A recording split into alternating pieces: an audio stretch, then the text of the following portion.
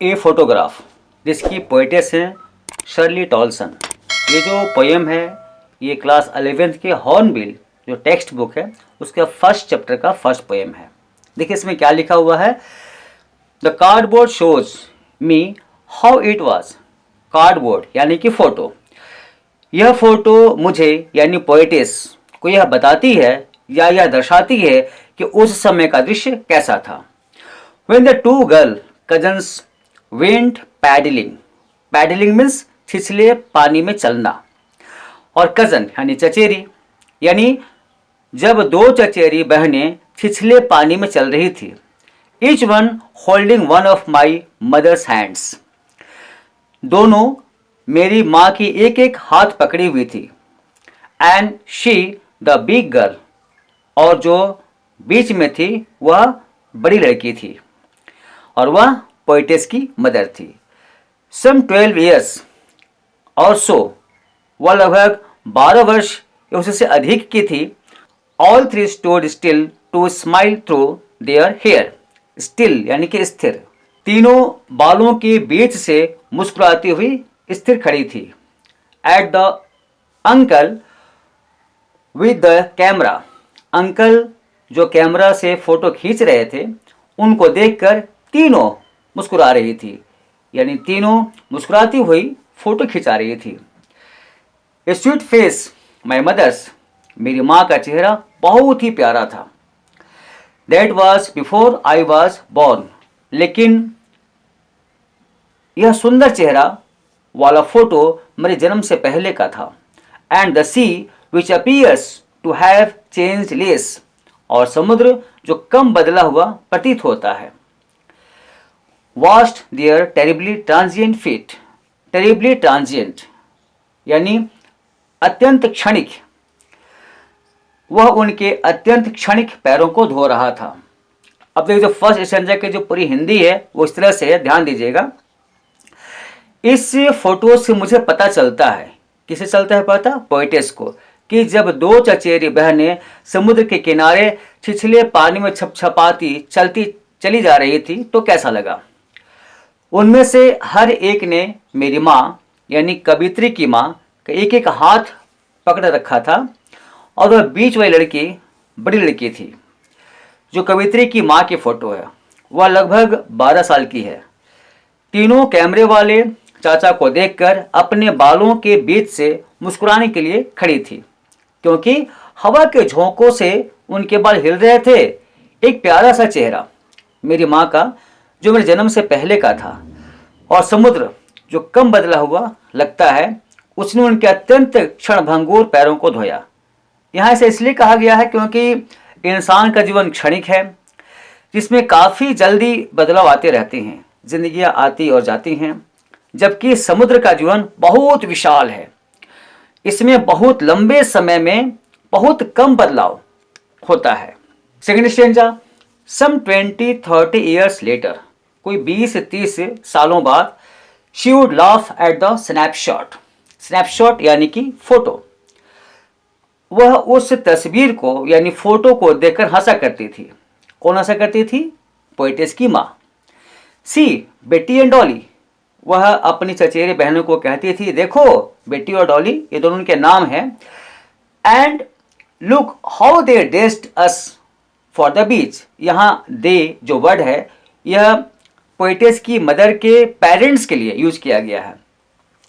वह बोला करती थी कि देखो उन्होंने हमें समुद्र तट पर जाने के लिए कैसे तैयार किया था, हमें कैसे कपड़े पहनाए थे। The sea holiday was her past, समुद्र की छुट्टियाँ उसका यानी पोइटेस की मदर का अतीत थी। माइन इज हर लाफ्टर, और मेरे लिए यानी पोइटेस के लिए उसकी माँ की हंसी अतीत बन चुकी थी, क्योंकि उसकी माँ अब इस दुनिया में नहीं रही। मतलब समुद्र तट पर मनाई गई छुट्टियाँ उसकी माँ का अतीत थी, क्योंकि उसकी माँ उन छुट्टियों को अपने बचपन में बिताई थी जब वो 12 साल की थी, और इस माँ की हंसी पोइटेस के लिए उसका अतीत बन गई थी, याद बनकर रह गई थी, क्योंकि उसकी माँ अब इस दुनिया में नहीं रही। बोथ राइड विद द लेबर्ड, लेबर्ड यानी मुश्किल से, ईज ऑफ लॉस, ईज यानी कि राहत, या फिर सामान्य, और लॉस यानी कि नुकसान, और राई यानी निराश। दोनों उस क्षति से काफ़ी निराश थे। कौन दोनों? पोएटेस और उसकी मदर। और उस क्षति पर हम दोनों यानी ये जो दोनों थी को बहुत ही मुश्किल से राहत मिली है। Third stanza, now she has been dead nearly as many years as that girl lived. अब उस कवित्री की माता जी को मरे हुए लगभग उतना समय बीत गया है जितना समय उस 12 वर्ष की लड़की के रूप में उसकी माँ ने जिया था समुद्र तट की छुट्टियों के समय। And of this circumstance there is nothing to say at all. Circumstance यानी परिस्थिति, और अब इस परिस्थिति के बारे में कहने को कुछ भी नहीं बचा है, क्योंकि उसकी माँ के मरने के बाद उसके जीवन में एक खालीपन सा आ गया है। It's silences. इसलिए इस शांत फोटो की खामोशी कवित्री को यानी पोइटेस को चुप करने को बाध्य कर देती है। इस कविता के अंदर छुपी हुई वेदना और व्यथा को मैं बहुत अच्छे से महसूस कर सकता हूँ, क्योंकि मेरी माँ भी कुछ दिन पहले ही मुझे छोड़कर इस दुनिया से जा चुकी है, इसलिए मैं भी काफ़ी शोकाकुल हूँ। यह वीडियो मेरी ओर से मेरी माँ के लिए श्रद्धांजलि है। अब आप 11th क्लास में आ चुके हैं, तो एक इम्पॉर्टेंट चीज़ आपको जानना बहुत ज़रूरी है, और वह है फिगर ऑफ स्पीच यानी पोएटिक डिवाइस। क्योंकि एग्ज़ाम में ये पूछा जाता है कि पोएम के किस लाइन में कौन सा पोएटिक डिवाइस का यानी कौन सी फिगर ऑफ स्पीच का यूज किया गया है। इसमें जो पहला जो पोएटिक डिवाइस है वह है एल्यूजन। एल्यूजन क्या होता है? किसी कविता में कोई शब्द जिससे उसकी पूरी व्याख्या हो जाती है, एल्यूजन कहलाता है। जैसे कि कार्डबोर्ड, इस एकमात्र शब्द से फोटो की पूरी स्थिति की व्याख्या हो जाती है कि एक फोटो को कार्डबोर्ड पर चिपकाया गया है ताकि वो फोटो जो खींचा गया था वह लंबे समय तक सेफ रह सके। देखिए इसकी परिभाषा है कि नहीं, तो ये एल्यूजन है। सेकेंड पोएटिक डिवाइस है पर्सोनिफिकेशन यानी कि मानवीकरण। मानवीकरण एक पोएटिक डिवाइस है जिसमें किसी निर्जीव वस्तु या अमूर्त यानी न छूने योग्य वाली चीज को मानवीय विशेषताएं दी जाती हैं। जैसे कि सोच। इस लाइन में कार्डबोर्ड कवित्री को यानी पोएटेस को फोटो दिखाता है, जबकि यह काम इंसान करता है, लेकिन यहाँ दिखाने का काम कार्डबोर्ड के द्वारा दिखाया गया है, इसलिए यहाँ पर्सोनिफिकेशन का यूज किया गया है। इसलिए को देखिए, and the sea which appears to have change less, और समुद्र जो कम बदला हुआ प्रतीत होता है। अब समुद्र कैसे बदल सकता है अपने आप को? बदलना तो इंसान का नेचर है, इसलिए यहाँ सी चेंज में पर्सोनिफिकेशन का यूज किया गया है। साइलेंस साइलेंसेस, चुप मौन हो जाता है। अब चुप कोई इंसान है क्या जो मौन हो जाएगा? मौन तो इंसान होते हैं, इसलिए यहां भी पर्सोनिफिकेशन का प्रयोग किया गया है। थर्ड पोएटिक डिवाइस है अलिटरेशन। जब भी दो या दो से ज्यादा साउंड एक ही कॉन्सोनेंट लेटर से शुरू होते हैं उसे ही अलिटरेशन कहते हैं।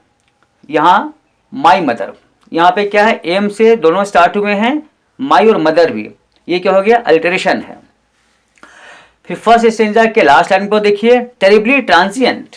यहाँ भी इन दोनों वर्ड की शुरुआत एक ही लेटर से टी से स्टार्ट हुआ है जो कॉन्सोनेंट है, इसलिए यहाँ भी अलिटरेशन का प्रयोग किया गया है। फोर्थ पोएटिक डिवाइस है ऑक्सीमोरॉन। जब दो अपोजिट वर्ड यानी दो विपरीत शब्द एक साथ यूज होते हैं तो उसे ऑक्सीमोरॉन कहते हैं। सेकंड स्टेंजा के लास्ट लाइन में देखिए, लेबर्ड इज, लेबर्ड यानी मुश्किल से और इज यानी कि आसानी से। तो इस तरह से एग्जाम में पोएम के लाइंस को प्रिंट करके आपसे पूछा जाएगा और पूछा भी जाता है कि इस लाइन में कौन से पोएटिक डिवाइस का यूज किया गया है। तो आपको इसको अच्छे से ध्यान देना है, एग्जाम में आते तो लिख लेना है और आपको अच्छे नंबर लाने हैं। अब कुछ और क्वेश्चन देखिए। Question number 1, who is the poetess of a photograph? Answer, surely Toulson is the poetess of a photograph. Question number 2, what does the word cardboard donate in the poem? इस कविता में cardboard शब्द क्या अर्थ प्रकट करता है? Why has this word been used? इस शब्द का प्रयोग क्यों किया गया है? आंसर लिखिए। The word cardboard denotes a photograph in the poem. इस कविता में कार्डबोर्ड शब्द का प्रयोग फोटो के लिए किया गया है। This word has been used to refer to the memories when the poetess mother was photographed with her 2 cousins on the beach. इस शब्द का प्रयोग उन यादों को संदर्भित करने के लिए किया गया है जब कवि की मां समुद्र तट पर अपनी 2 चचेरी बहनों के साथ फोटो खिंचवाई थी। Question number 3, which stage of life is shown in the first stanza in the poem a photograph? A photograph कविता के पहले के फर्स्ट स्टैंजा में जीवन के कौन से चरण को दिखाया गया है? Answer, the first stanza of this poem depicts the adolescence. Adolescence क्या होता है? किशोरावस्था ऑफ ह्यूमन लाइफ। इस कविता के पहले छंद में यानी फर्स्ट स्टैंजा में मानव जीवन के किशोरावस्था को दिखाया गया है। Question number 4, what are the names of the poets mother's cousins? कवित्री की मां की चचेरी बहनों के क्या नाम है? आंसर लिखिए। Betty and Dolly are the names of the poets mother's cousins. Question number 5, what did uncle do at the beach? चाचा समुद्र तट पर क्या किए या क्या कर रहे थे? Answer, uncle took photographs of the poets mother's Betty and Dolly on the beach. चाचा समुद्र तट पर कवित्री की मां, बेटी और डॉली के फोटो खींचे। Question number 6, what is the past of the mother of the poetess? कवित्री की मां का अतीत क्या है? Answer, the sea holiday was the past of the mother of the poetess. समुद्र की छुट्टियां कवित्री की मां का अतीत थी। Question number 7, what is the past of the poetess? कवित्री का यानी पोएटेस का अतीत क्या है? Answer, the mother's laughter is the past of the poetess. कवि की हंसी, मां की हंसी कवित्री का अतीत है क्योंकि कवित्री की मां अब इस दुनिया में नहीं है। तो इसका जो फर्स्ट जो चैप्टर है a portrait of a lady, जिसके राइटर खुशवंत सिंह हैं, तो इसे भी आप जो प्ले स्टोर वहाँ पे देख सकते हैं। बहुत अच्छी कहानी है और ये भी काफ़ी इम्पोर्टेंट है, तो इसका भी मैं लिंक डिस्क्रिप्शन बॉक्स में दे रहा हूँ, सब देख लीजिएगा क्योंकि ये बहुत ज़रूरी है। जब तक आप शुरू से नहीं स्टडी करेंगे तो इंग्लिश में बहुत मुश्किल हो जाएगी। तो फर्स्ट टाइम आए हैं तो सब्सक्राइब कर दीजिएगा, बेल आइकन को दबा दीजिएगा और आपको फर्स्ट टाइम नोटिफिकेशन चाहिए तो ऑल बेल आइकन को भी दबा दीजिएगा।